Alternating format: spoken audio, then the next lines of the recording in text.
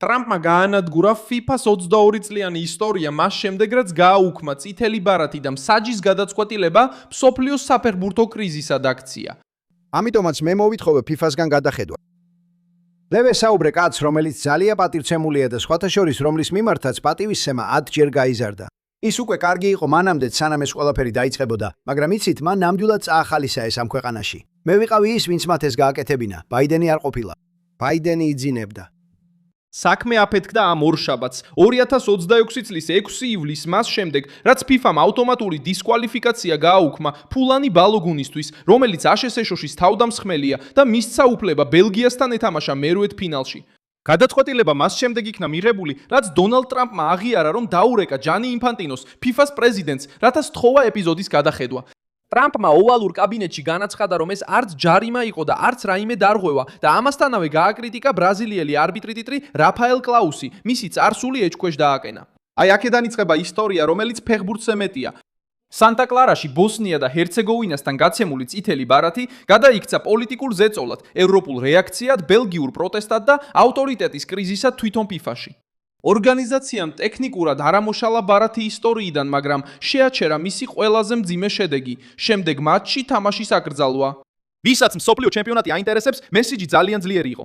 წესი, რომელიც ავტომატურად ჩანდა, გამონაკლისად იქცა, როდესაც დაზარალებული ფეხბურთელი აშშ-ისთვის გადამწყვეტი ფიგურა იყო. UEFA-მ განაცხადა, რომ FIFA-მ წითელი ხაზი გადაგვეტვეთა. ბელგიას სწრაფადვე შეეცადა გადაწყვეტილების გასაჩივრებას. ტრამპმა ეს ნაბიჯი ბრწყინვალე გადაწყვეტილებად მიიჩნია. რა შეიცვალა FIFA-ში, რატომ იმოქმედა ზეწოლამ? ახლავე ყველაფერს გეტყვი. თუ ასეთი პირდაპირი და მოკლე კონტენტი მოგწონს, გამოიწერე არხი, რადგან აქ ყოველდღე ასეთ ვიდეოებს ნახავ. ფოლარინ ბალოგუნი გააძევეს 2026 წლის 1 ივლისს, როდესაც შეერთებულმა შტატებმა 2-0 დაამარცხა ბოსნია და ჰერცეგოვინა მსოფლიოს ჩემპიონატის 32 გუნდის ეტაპზე. ეს ეპიზოდი კალიფორნიის ქალაქ სანტა-კლარაში მოხდა. ბრაზილიელმა არბიტრმა რაფაელ კლაუსმა მაშინვე არაჩვენა ბარათი, მაგრამ ვარმა გამოიძახა, ვიდეოზე გადაამოწმა ეპიზოდი და ამერიკელ თავდამსხმელს პირდაპირ წითელი ბარათი უჩვენა.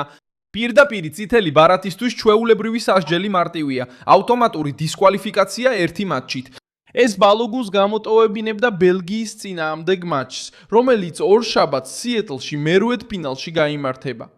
სპორტული გავლენა უზარმაზარი იყო, რადგან ბალოგუნი ერთ-ერთი ყველაზე მნიშვნელოვანი სახელი იყო შეერთებული შტატების ნაკრებში ამ ტურნირზე 3 გოლით და უშუალო წვლილით მაურისიო პოჩეტინოს მიერ მართული გუნდის შეტევაში. დონალდ ტრამპის საქმეში ჩაერთო, რადგან გაძევება ამერიკის ნაკრების მიმართ უსამართლობად მიიჩნია. მაშ, მე ვნახე ეს ეპიზოდი და ვარ ადამიანი, რომელსაც სპორტი უყვარს. კარგი სპორტსმენი ვიყავი და სპორტში ძალიან კარგად ვერკვევი, მართლა ძალიან კარგად. და ეს არ იყო ჯარიმა. ეს არც კი იყო დარღვევა. ეს იყო 2 ბიჭი, რომლებიც დიდი სიჩქარით გარბოდნენ და შემთხვევით შეეჯახნენ ერთმანეთს. როცა გარბი ხარ, ვერ შეძლებს სწორად დაადგა ფეხი სხვის ფეხს. არა, ეს უბრალოდ 2 დიდი სპორტსმენი იყო, რომლებიც ერთმანეთს გადაებდნენ. თეთრ სახში ჟურნალისტებთან საუბრისას მან განაცხადა, რომ ესაუბრა ჯანი ინფანტინოს და სთხოვა გადახედვა.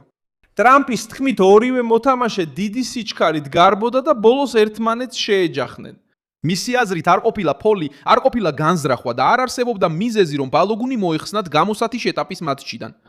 ტრამპა ასევე გააკრიტიკა რაფაელ კლაუსის გადაწყვეტილება. ამერიკის პრეზიდენტმა განაცხადა, რომ არბიტრის საეჭვოა, როცა მის წარსულს ვაკვირდებით. ეს არბიტრი, რომელიც საკმაოდ საეჭვოა, თუ მის წარსულს გადაამოწმებთ.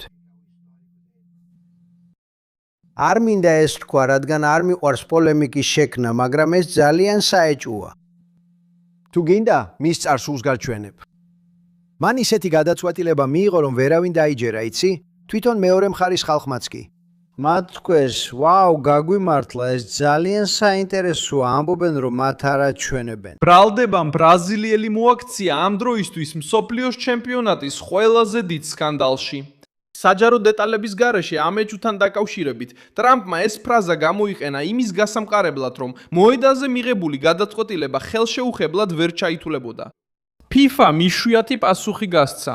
დისციპლინარულმა კომიტეტმა დისციპლინარული კოდექსის 27 მუხლი გამოიყენა, რათა სასჯელის აღსრულება 1 წლის გამოსაცდელი ვადით შეეჩერებინა.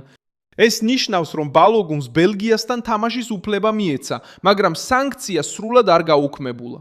თუ ის ამ პერიოდში მსგავს დარღვევას კიდევ ჩაიდენს, დისკვალიფიკაცია კვლავ ამოქმედდება და მასთან ერთად ახალი სასჯელიც დაეკისრება. ფაქტობრივად შეერთებული შტატებისთვის მთავარი შედეგი იყო, თავდამსხმელი ხელმისაწვდომი გახდა. ბელგიამ მაშინვე მოახდინა რეაგირება, რადგან ის შეერთებული შტატების პირდაპირ მოწინააღმდეგე იქნებოდა. ბელგიის ფედერაციამ ბალოგუნის თამაშის უფლება გაასაჩივრა და განაცხადა, რომ ეს გადაწყვეტილება თავად მსოფლიო თასის წესებს ეწინააღმდეგებოდა.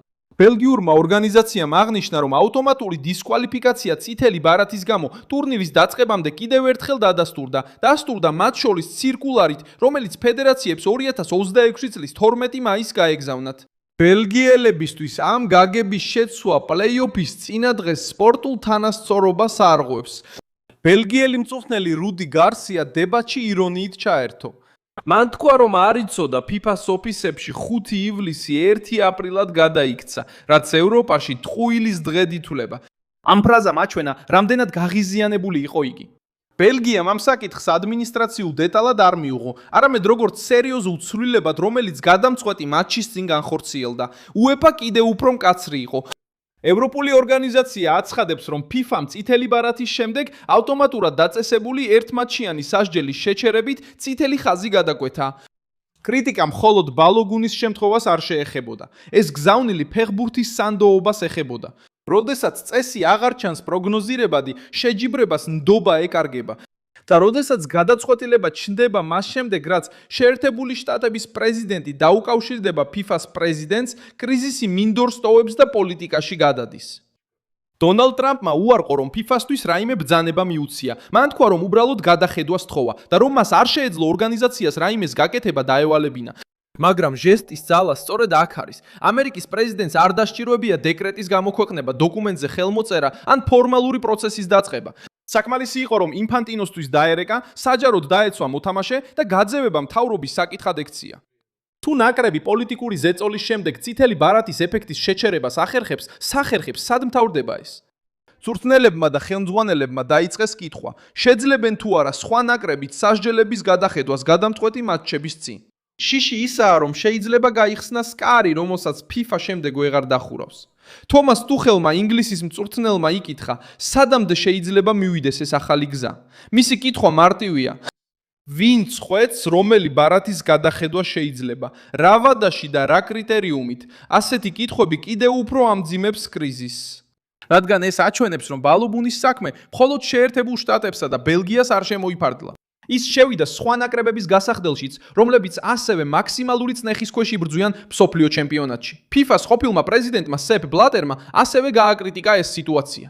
მან განაცხადა, რომ წითელი ბარათები არ უნდა გაუქმდეს პოლიტიკური ზარების გამო, არამედ წესების მტკიცებულებებისა და დამოუკიდებელი ორგანოების საფუძველზე.